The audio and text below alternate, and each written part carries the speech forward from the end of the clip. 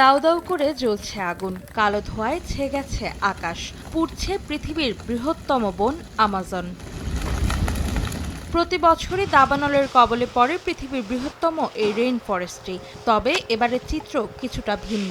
বিশ্লেষকদের মতে বৈশ্বিক তাপমাত্রার রেকর্ড পরিমাণ বৃদ্ধির কারণে গত ২০ বছরের মধ্যে সবচেয়ে খারাপ পরিস্থিতির মুখে পড়েছে আমাজন বনের ব্রাজিলের অংশ। দেশটির রাজ্য আমাজোনাসের দক্ষিণাঞ্চলীয় শহর আপুইয়ে দাবানলে পুড়ে ছাই হয়েছে প্রায় ৭০০ বর্গ কিলোমিটার বনভূমি, যা গত বছরে আগুনে নষ্ট হওয়া বনের তুলনায় ৩৩% বেশি।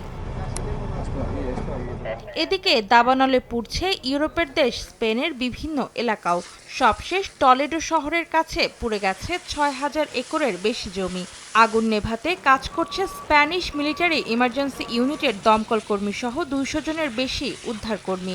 স্থানীয় কর্তৃপক্ষ জানায় মঙ্গলবার একটি সড়ক দুর্ঘটনা থেকে আগুনের সূত্রপাত। শুষ্ক আবহাওয়ার কারণে পরে তা দাবানলে রূপ নেয়। উচ্চ তাপমাত্রার কারণে স্পেনে আরও দাবানল হওয়ার আশঙ্কা প্রকাশ করেছে দেশটির আবহাওয়া দফতর।